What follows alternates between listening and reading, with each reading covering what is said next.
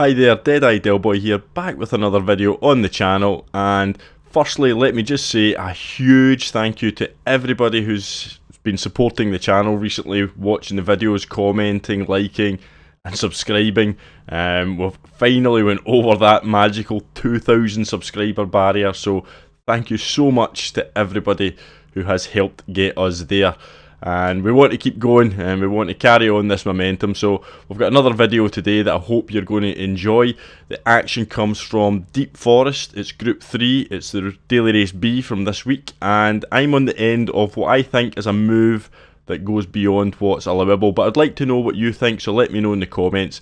So yeah, without further ado, let's jump straight into the action and I hope you enjoy it. So here we are, it's Daily Race B, Group 3 at Deep Forest, and this is a top split daily race. It was later on in the evening, so I did a little bit of quali, spent about 30 minutes qualifying and getting used to the track, as it's not one I'm overly familiar with. And well, I ended up qualifying in pole position with a 126.6, so I was a bit surprised, and I didn't really want to be starting in pole because it was my first race of the week, and well, you don't really want to be leading off with a pack of cars behind you that are probably used to the track and have maybe done a bit more racing, so you're probably going to come under a lot of pressure early on. So I was very wary of that fact, and yeah, my driving was not the best in this race, I'll be perfectly honest with you. But you can see we've managed to open up a little bit of a gap. I'm in the Peugeot RCZ.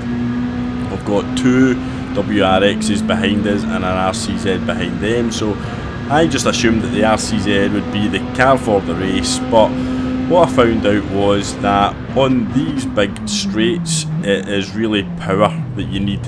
Yeah, there are some handling sections on this track, but with two massive straights, you're going to see what happens to the RCZ when it is faced with a couple of WRXs coming up on its tail. You can see the gap there, and you can see that it is going to close quite fast. You can see this, look at the power coming up into this bend, and I ended up going a little bit deep here because I actually thought that I'd missed my braking point and I didn't want to turn across Oza in the WRX there and cause a crash, so I kind of backed out of it and just thought to myself, well, I'll just try and follow him for a while and try and get used to the race pace. You can see I managed to catch right back on his bumper because the RCZ handles really well through this sector, probably better than the WRX, but as soon as the WRX was able to get its foot down, you know, get the power,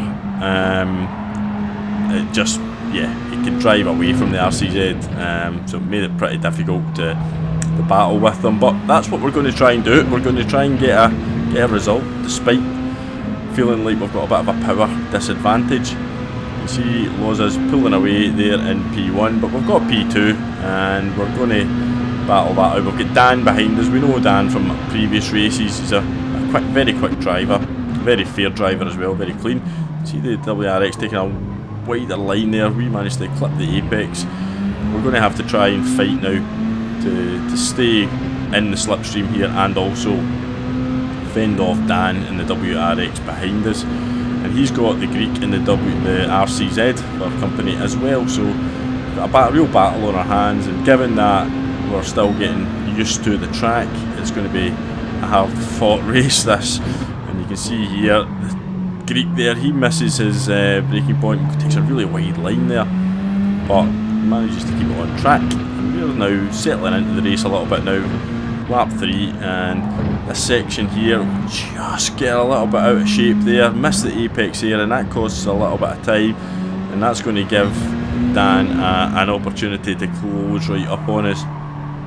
And if I'm not pulling away from the WRX in this handling section, it really leaves me exposed when it comes to the straights, and we also can't be doing things like that as we power slide through the corner there.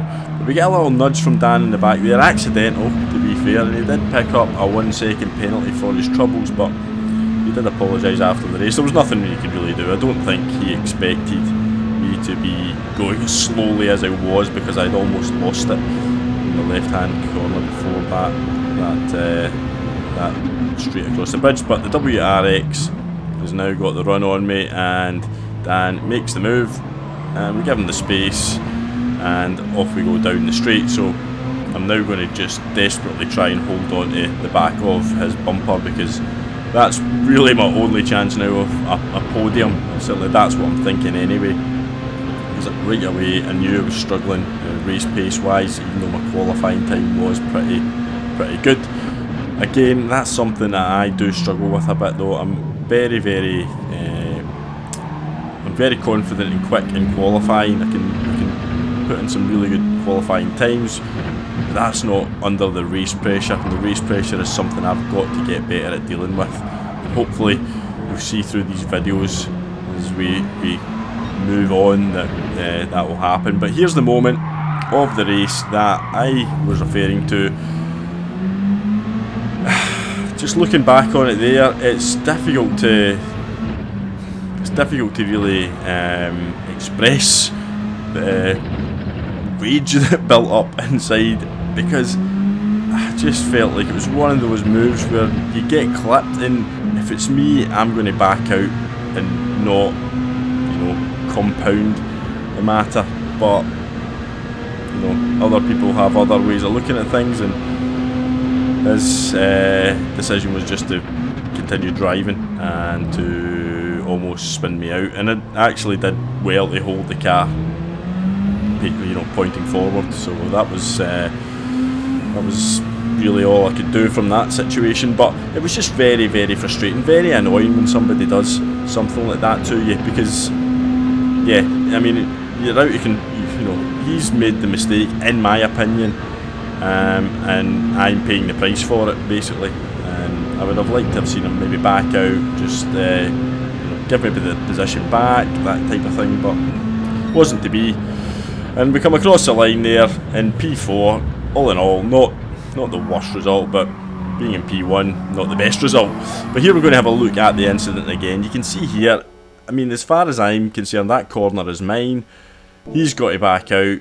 He's not got, his car anywhere near far enough, ahead of my car or into the body of my car. And you can see there, we're in front of him, but he just does the old push there, and then just this is the point here where it really did annoy me, because he's just pushing to pass now, and off he drives. I know if that's me, I'm giving the position back all day long. But I wanted to just skip forward, because I noticed a couple of things in the race here. This incident here, the AS Roma livery car, I just thought to myself, maybe that was an angry Lazio fan that just spun him out there. Yeah, that was a horror incident. But let's spare a thought here for Phantom, who misses his braking point there for the second time, and yeah, misses his braking point here again for the third time. Unfortunate there for Phantom, but as a brave man using that BMW in this track. But jumping forward now into the second race, and we've got pole position once again. This time we've got Mumu starting behind us, who I know is an extremely quick driver, so that put me under pressure right away, and I just thought to myself, this is going to be a very difficult race to win. We've got Mumu behind us, we've got Dan, who's just beaten us in the last race in P3, so we'll see how we get on. But again, I didn't feel very comfortable leading off in the race, and you can see here we make a big mistake there as we go very wide, but Mumu gets a run on us, so we give him the space to make the move up the inside, and we just slot into P2. So yeah, not the best of starts, and I was fearing the worst, to be honest with you. But Mumu's in the Renault, and that's fairly tricky, that car, but it's a big moment there, and to be honest with you, the barrier was the only thing that kept his car pointing forwards. So he's lucky he didn't pick up a barrier penalty for that. Not sure why not, but anyway, he didn't. And we are now right back on his tail, and he's probably lost a bit of momentum from that. We head up into the hairpin braking zone here. We're not going to go for any dive bomb moves. He goes a little bit wide there, and we make a little bit of contact, but we back out and give him the position. Unlike the Greek driver, who would have probably just kept spinning me out if it had been the other way around, but that's the way I would deal with a situation like that. If you're going to make a bit of contact, just back out, let them square the car up and keep the position. As we get the run down now over the line, we're going to go up the inside, we're going to make the move, and we miss the braking point just slightly. We go a little bit deep there, so go nice and wide, try to keep out everybody's way. But Mumu and Dan, they have, they've went side by side, so we managed to keep the P1, which was pretty lucky, if I'm being honest with you, because I thought I'd absolutely made a mess of it. But what you can see is behind us, or you can see from the delta, that we are going to start to, we're going to get a little bit of a gap building up, because I think Mumu was struggling in that Renault. You can see here how scruffy this is. We bump off the barrier, and this was really just a scruffy drive, to be honest with you, and we were helped by the fact that I think Mumu was struggling behind us, and that basically brought 2 or 3 cars into a battle, and we basically benefited from that, because we were able to then get a bit of clear air in front of us. We were becoming a little bit more comfortable with the track. It's a nice track, it's a fun track, to be honest with you. It is, it's got the little handling section. You can see Mumu there getting out, well out of shape there, and you can see the delta. As we're coming down the straight, we're going to start opening up a gap, so started to feel a little bit more relaxed now, knowing that 1, somebody else was struggling more than me, and 2, that we did have a little bit of a gap there. You can see we've set the fastest lap of the race, which is not particularly quick, but always nice to at least briefly be the fastest man on the track as we begin lap 3. And it's this point now that, yeah, you can see the delta's steadily over a second. We're becoming that bit more familiar with how the car handles through the corners, and we're going to just try and open up a little bit of a gap to Dan, who's now got past Mumu.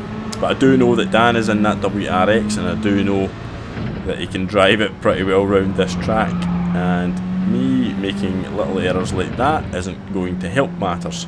You can see the delta creeping back down again under a second, so yeah, we knew that we had to basically keep it nice and tidy from here on in, because if Dan got into that slipstream like he is starting to do, and it was always going to be difficult to hold him off. So this corner was going to be very, very important here. We had to nail this just to make sure that we got as much of a gap down that straight as we could, and to be honest with you, I don't think I could have took that corner any better. And look at the delta opening right up again, so that was crucial to the actual the rest of this race, because it gave us enough of a cushion that we were able to relax slightly and know that it was going to take another huge error, well, not huge error, but an error, if Dan was going to be able to catch us. And you can see now, as we head into the final lap, we've now got we've got the opportunity now just to relax going down the straight. Dan has indeed caught us, and we're going to just, I would say, comfortably take the win, but it wasn't that comfortable at the end. As you can see, the delta going right down there. I think one more lap and we might have been in a little bit of bother, but that was that, and we come across for the win. I mean, getting a win in GT7 is always nice, so yeah, happy with that. Happy with the way the second race went, and yeah, that's that. And if you enjoyed the content, if you enjoyed the video, then let me know, and do subscribe to the channel, and I'll see you all in the next one. Bye bye.